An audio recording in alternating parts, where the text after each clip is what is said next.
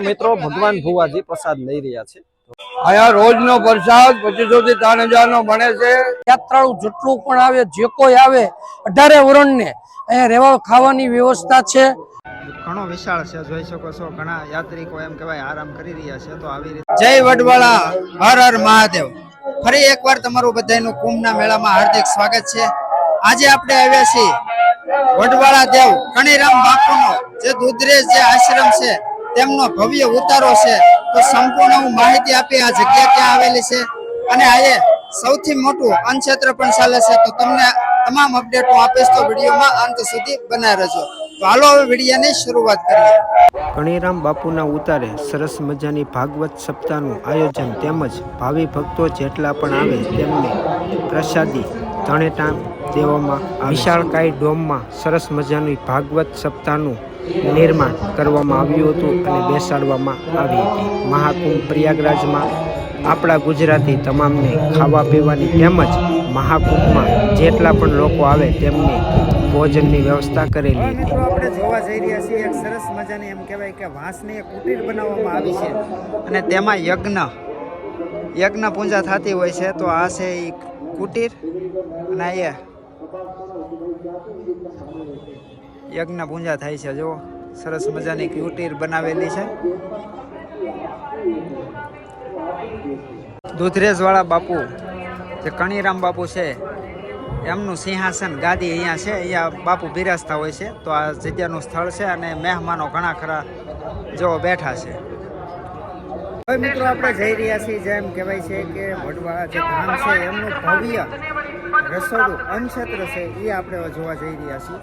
તો આ જગ્યાએથી જુઓ ઘણા ખરા એમ કહેવાય કે રોકાવા માટેના બધા ટેન્ટ છે। ત્યારબાદ આગળની સાઈડ ભોજનાલય બનાવવામાં આવી છે। તો હવે આપણે ભોજનાલય તરફ જઈએ છીએ। હવે મિત્રો આપણે આવી ગયા છીએ જેમ કહેવાય છે દુધરેજ ધામ છે જેમનું ભવ્ય રસોડું છે। ત્યાં તમને બંને સાઈડ એમ કહેવાય કે વ્યવસ્થા સુવા કારવા બેસવાના જે પંડાલ છે, જે કુટીર બનાવેલી છે એ આપણે હવે હું તમને દેખાડું છું કે કેવી રીતના ઉતારાના વ્યવસ્થા કરવામાં આવી છે। તો આ સંપૂર્ણ તમે જોવો છો આવી રીતની વ્યવસ્થા કરવામાં આવી છે। તો અહીંયા લોકો આરામથી બેસી શકે, સૂઈ શકે એવી રીતની અહીંયા વ્યવસ્થા આવી રીતની કરવામાં આવી છે। જેવા તમે રસોડા ભોજનશાળા તરફ જાઓ છો ત્યાં બંનેની સાઈડ રહેવા કરવાની સુવિધા અહીંયા કરવામાં આવી છે। ખૂબ સરસ એમ કહેવાય કે રૂમો બનાવવામાં આવી છે।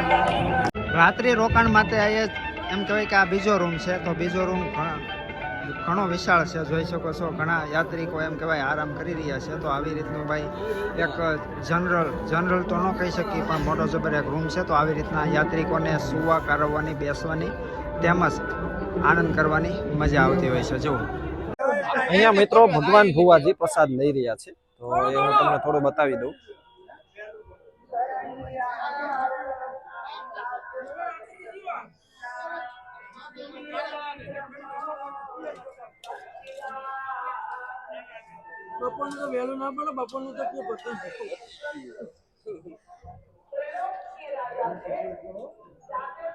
અમારા દુધરેજ વડવાળા મંદિરના મહંત શ્રી 1008 કણીરામ બાપુ દ્વારા મોટો દર મહાકુંભમાં પંડાલ રાખવામાં આવે છે। તેમજ 24 કલાક અહીંયા રસોડું, ચા પાણી 24 કલાક ચાલુ રાખવામાં આવે છે। યાત્રાળુ જેટલું પણ આવે, જે કોઈ આવે 18 વરણને અહીંયા રહેવા ખાવાની વ્યવસ્થા છે।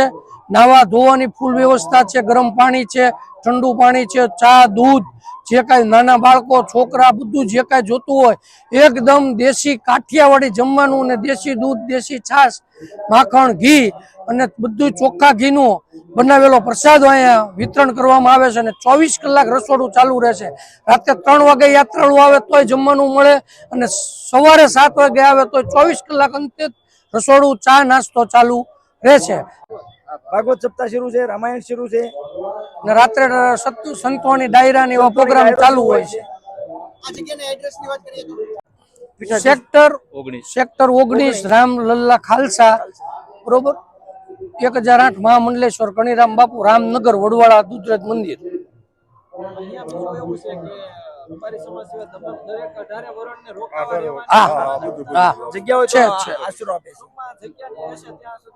બધી વ્યવસ્થા મળશે, કોઈ પણ જ્ઞાતિ નો હોય અને પ્રસાદ તો કોઈ પણ આવે અને ફ્રીમાં છે। બોલો વડવાળા દેવની જય, કણીરામ બાપુની જય, અસ બાપુની જય, સઠાની જય, હર ગંગે, હર ગંગે. હા, આજનો પ્રસાદ મહાપ્રસાદ બન્યો છે 2500 થી 3000 નો. બરોબર, આગે ચાલો પછી બતાવું. ચાલો લેતા જાઓ. આ ખીચડી બની છે, આ કઢી છે, કઢી ખીચડી બોલતા જાઓ.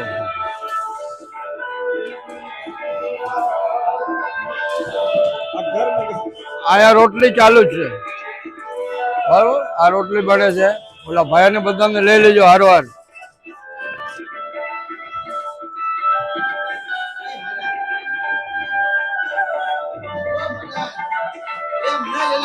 તમે કેમ બોલો? હા તો અહીંયા, અરે ભાઈ અહીંયા બોલો ને તો પેલા શાક જુઓ તમે. હા હા અમને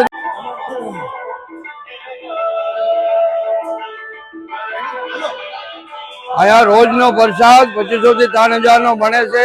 દિવસમાં 3 ટાઈમ જમણવાર ચાલુ રહેશે. સવારમાં નાસ્તો રહેશે, બપોરે જમણવાર, 2 સબ્જી, દાળ, ભાત, રોટલી રહેશે. રોજનો જુદો જુદો પ્રસાદ બનાવવામાં આવે છે. આજના પ્રસાદમાં મહાપ્રસાદમાં શીરો છે, કઢી છે, ખીચડી છે, બટાકા મિક્સ શાક છે.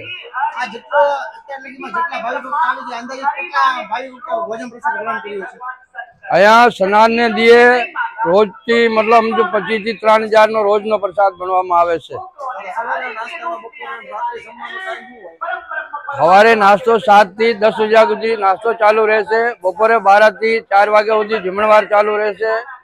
આજનો 7 થી 11 વાગ્યા સુધી જમણવાર ચાલુ રહેશે.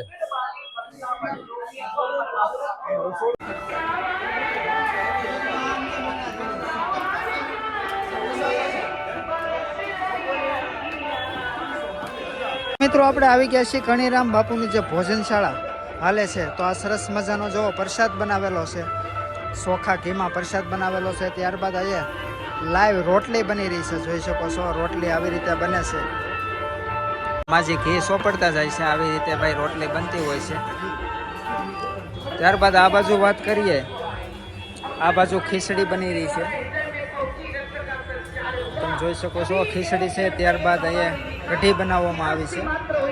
ખીચડી અને કઢી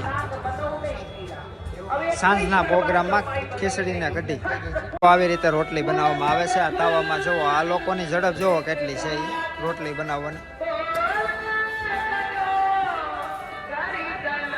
હવે મિત્રો આપણે જોવાના છે જ્યાં શાક બનતું હોય. તો આ શાક બની ગયું છે અત્યારે જુઓ. સાંજના સમયે 3500 ભાવિ ભક્તો આખા દિવસના ભાઈ કેટલા લોકો જમતા હશે. તો આ છે સંપૂર્ણ શાક વિભાગ. ત્યારબાદ હવે આપણે જોવા જવાના છીએ કોઠાર રૂમ. મિત્રો આપણે કોઠાર રૂમ જોવા જઈ રહ્યા છીએ. જેમ કહેવાય કાસું, સીધું, તેલ છે, લોટ છે, એવું બધું રાખવામાં આવ્યું છે. તો જોઈ શકો છો મસાલો છે, આ બધો સંપૂર્ણ ભાગ મસાલાનો છે. આ બધો લોટની બોરીઓ છે, આ બાજુ તેલ અને ઘીના ડબ્બા છે, જોઈ શકો છો. શુદ્ધ ઘી અને આ છે તેલના ડબ્બા. ટ્રાફિક ઝાઝું થઈ જાય તો એ માટે આ રેડીમેડ ડીશું પણ આ રાખવામાં આવેલી છે, જોઈ શકો છો.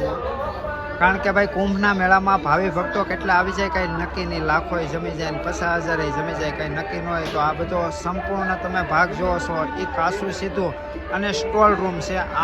આની અંદર બધી મિષ્ટાન છે, બધી રસોઈ અહીં જોઈ શકો છો. જલેબીનો તેમજ અડદિયાનો ટોક કરવામાં આવ્યો છે. આ છે અડદિયો, જોઈ શકો છો. તો આવી રીતે સ્ટોક કરવામાં આવે છે. તો તમે જોવો છો એ શુદ્ધ ઘીમાં અડદિયો બનાવેલો છે, જોઈ શકો છો. આ મિત્રો તમે જોવો છો શાક બકાલા વિભાગ છે. જો ટમેટા પીડા છે, મરચા, મૂળા, કોથમરી, બધું આ જગ્યાએ પડ્યું છે. આ બાજુ તમે જોવો છો એ બટેટાની ગુણ્યું છે. આ બાજુ કાંદા, ડુંગળી છે, કોબી છે, દૂધી છે, રીંગણા છે, તેમજ ફુલાવર છે. તો તો આવી રીતનું જુઓ ભાઈ શાક બકાલું અહીંયા રાખવામાં આવ્યું છે ને આ તમે ગેસના બાટલા જુઓ કેટલા બધા છે ને આ બધા જે યુઝ થઈ ગયેલા તેલના ડબ્બા ઘીના ડબ્બા એ બધો અહીં સ્ટોક કરવામાં આવ્યો છે. રાત્રિના સમયે કંઈક માહોલ આ પ્રમાણે દેખાય છે. જ્યારે આપણે રાત્રે જઈએ ત્યારે આ ઉતારો સ્વર્ગ જેવો લાગે છે અને સરસ મજાનો શણગારેલો છે. તો એક ફેરું 19 નંબરના સેક્ટરમાં જરૂર જાજો અને મુલાકાત લેજો કણીરામ બાપુના ઉતારાની. તો આ તો વડવાળા દેવ કણીરામ બાપુનો ભવ્ય ઉતારો અને આ હતું એની ભોજનાલય. આશા કરીશ કે આજના બ્લોગમાં તમને ઘણી ખરી માહિતી મળી છે. તો હાલો એક નવા બ્લોગ સાથે મળશું. ત્યાં સુધી જય વડવાળા દેવ, હર હર મહાદેવ, જય હિન્દ.